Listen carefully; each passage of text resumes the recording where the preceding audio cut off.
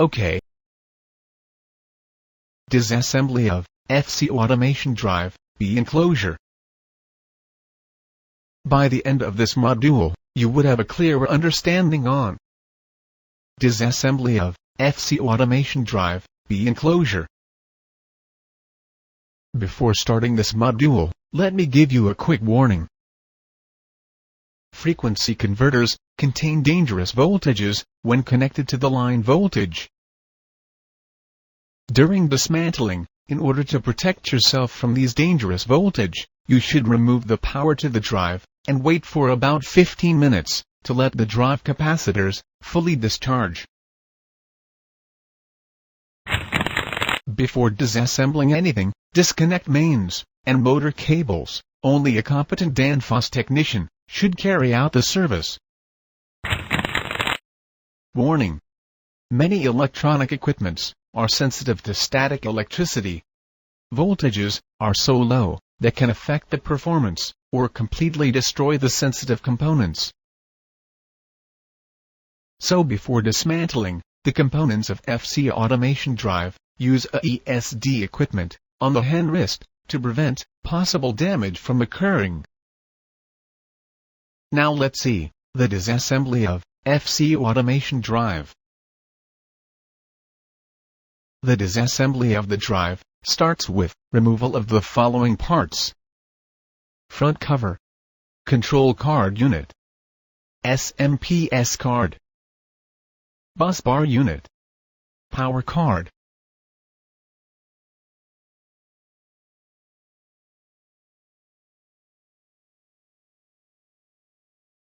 First part of the drive to be removed is the control card unit. In order to remove the control card unit, the front cover has to be removed. Remove the front cover of the drive by unscrewing the 6 Turks screws, as indicated.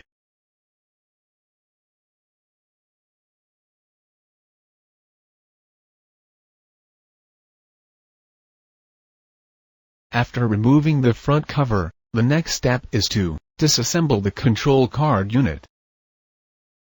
Let me list out to you the instructions that you need to follow to disassemble the control card unit. First, unscrew the 4 screws holding the control card unit, as indicated.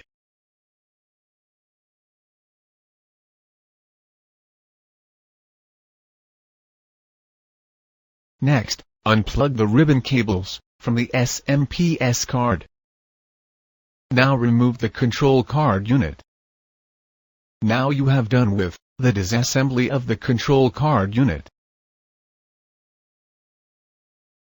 The next step in the disassembly of FC automation drive, after the removal of the control card unit, is the removal of the SMPS card.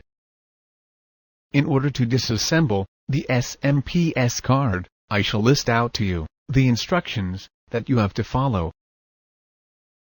First, disconnect the cables from the connector MK900, MK804, MK801, MK800, MK100. Then, unscrew the 5 screws of the SMPS card.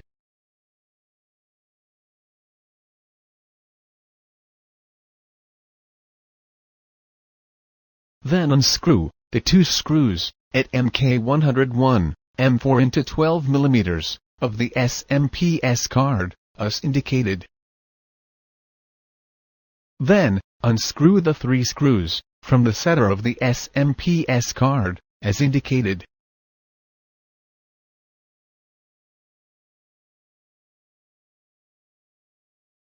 Then, lift the SMPS card by removing it from the standoffs.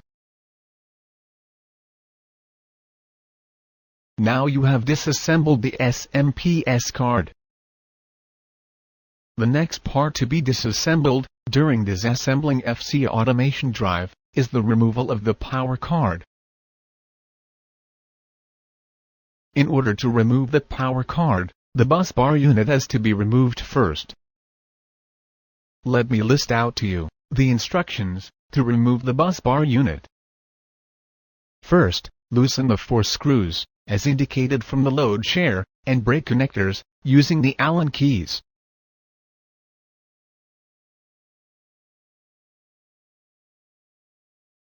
Then, loosen the 3 screws in B1, or 4 screws in B2, of the bus bar unit, placed in the chassis, as indicated.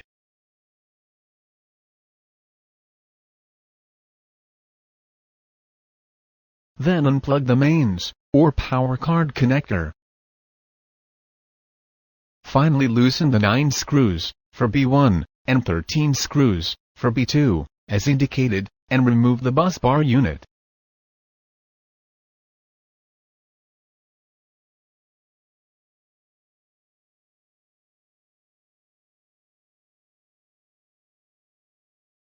Now you have disassembled the bus bar unit.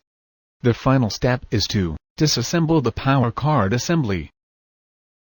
Let me now list out to you the instructions to remove the power card assembly.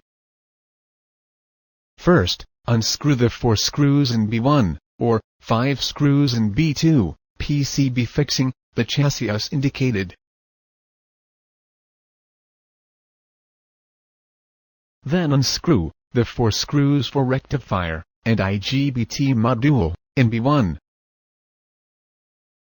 And in case of B2, 4 screws for the IGBT inverter module, and 2 screws for the rectifier or brake module, holding the power module as indicated.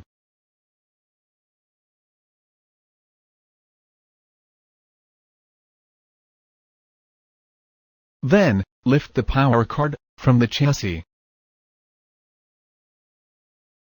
You have done with the disassembly of the power card. Let's go in for a quick check of your understanding before we conclude.